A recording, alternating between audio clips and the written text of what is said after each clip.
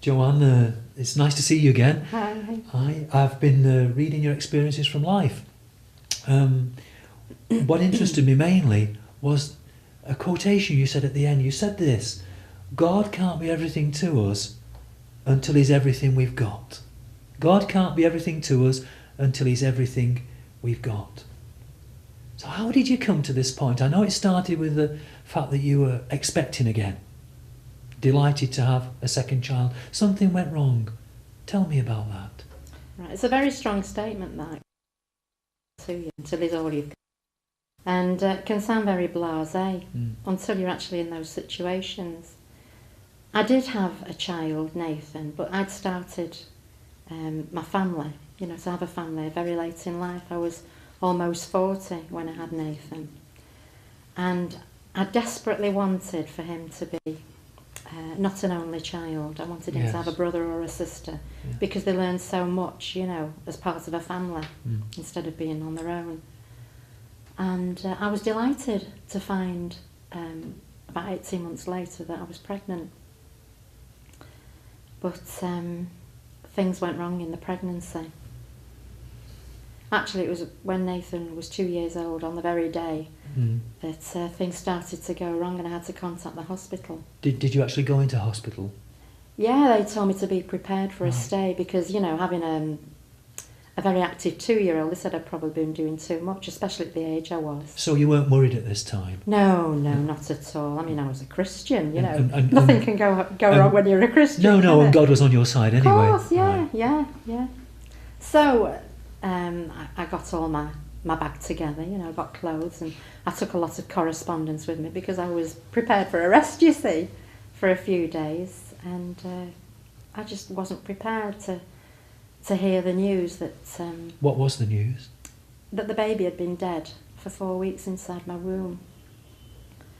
They'd asked me all sorts of questions, how I was feeling, and I said I was feeling fine, no sickness, no problems, and I didn't realise that this was the wrong thing to say, because they said that if I had been feeling bad, that would have been better, really.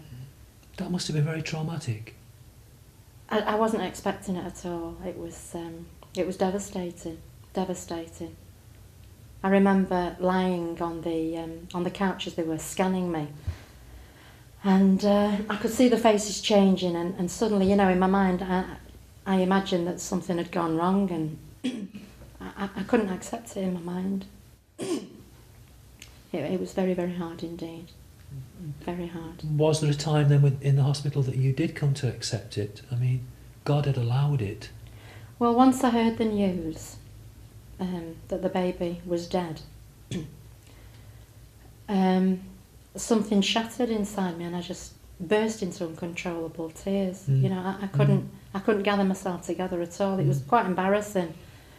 And so the nurses herded me and Morris off into a little cubicle so that I could get myself together. And I remember clinging to him. I was sitting down and he was standing up. I was just clinging to him. And they say, that when you drown, that it's like all your past goes before your eyes. Well, the same thing happened to me then. I had that same experience of all my past going before my eyes, my unhappy childhood. All the awful things that had happened, but then followed all the blessings the way God had given me. A godly husband, a child, a healthy 2-year-old child, a ministry, a nice home. So many of these blessings came into focus, and suddenly I remember saying to Morris, I've got no recriminations. Just hold on a minute, Joanna. here you are, a Christian, going through all this trial. Where is God in all this? Well, yeah.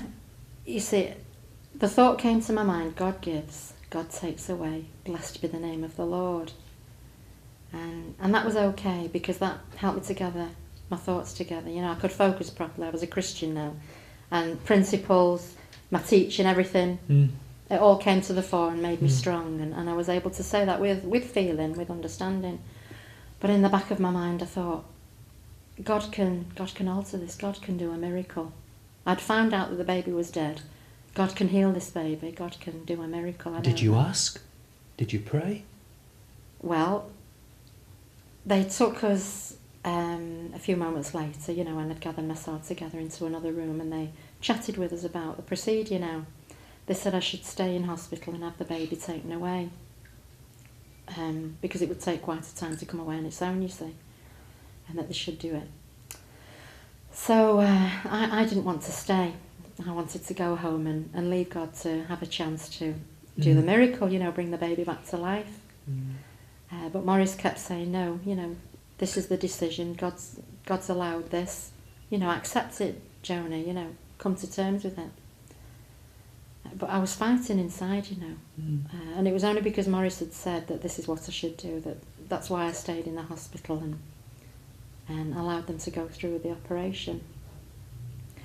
But, you know, I mean, I was brave, I was strong, because the Bible talks about being renewed in your mind. And if your mind's got the message, then your body and your emotions can usually follow suit. It's just a matter of getting it from the mind to the heart. I think so, yeah, I think so, yeah.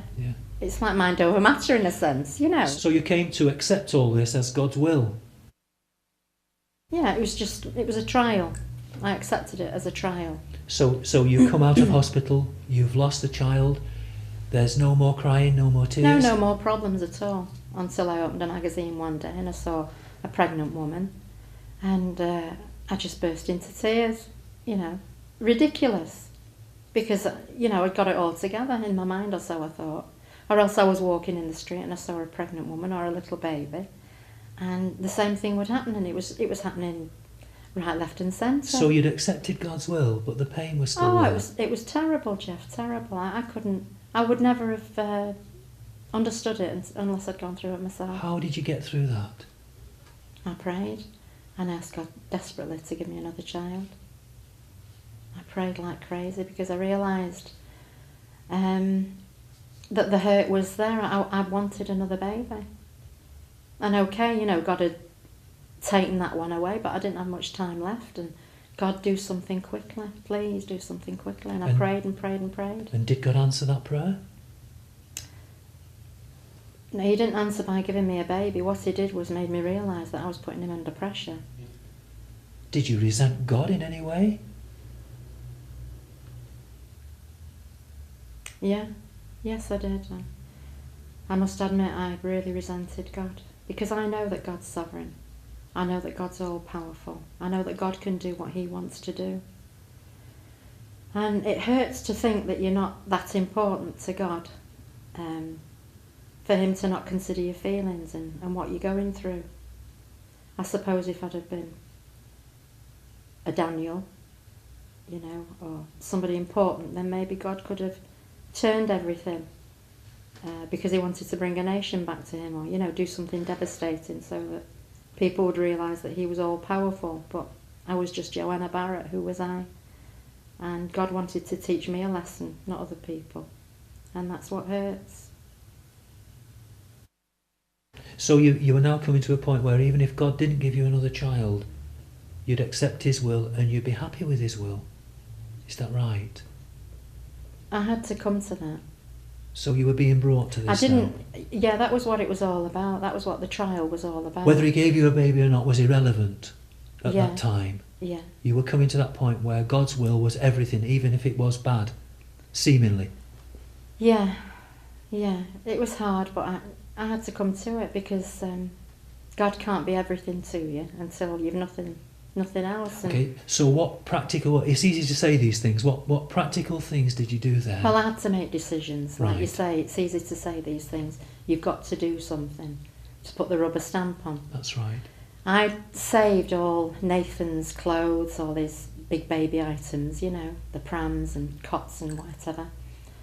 He didn't need them now, but I'd saved them in case I had another child. And I realised that I was putting God under pressure, so I thought, okay, I'm going to prove, God, that I've accepted what you've said, and I'm not going to put you under pressure again. So I gave all these items away to somebody in Birmingham. I just got rid of them, got them out of the house, and thought nothing else. So now, Joni, it didn't matter whether you had the baby or not. Well, by this time I was 42, you know, I mean, Right, right. It didn't seem likely. So tell us what happened from that. Well, I gave all the baby items away, and then I think it was 10 days later, I was sick. And I mentioned it to Morris that I was sick, and he said, "You're pregnant." I thought, yeah, well, what do men know about pregnancy? Because I remember when, enough. You know, I was pregnant with Nathan.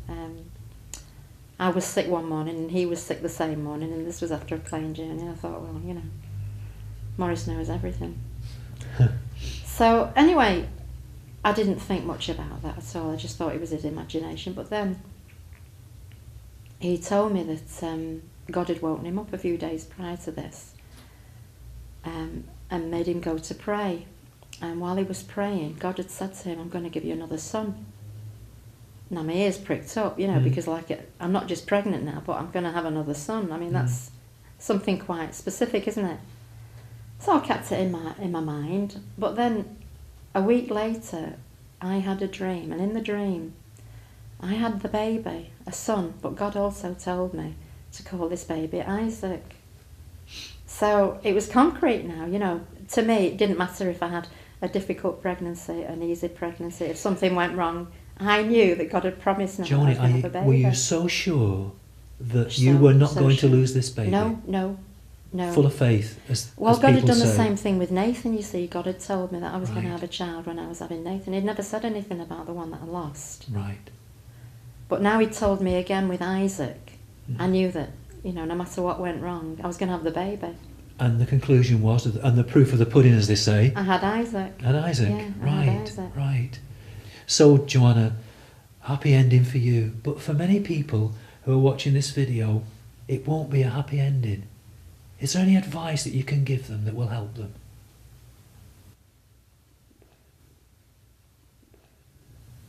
I suppose, really, you know, they're in a better position than I am, because they will have to prove God. The fact that you have a happy ending isn't always good, because the ending can be most important rather than God. You know, the fact that I had another baby could make all the trial go away, in a sense, I suppose, because I have to come to the conclusion, with or without a blessing, that God gives, God takes away. Blessed be the name of the Lord. In fact, God's sovereign. You know, God is the one who dictates what happens in your life. And if you can't come to that reality and that understanding, then you haven't really got your relationship with God right. I think you're better off in the trial rather than having the blessing and a happy ending afterwards.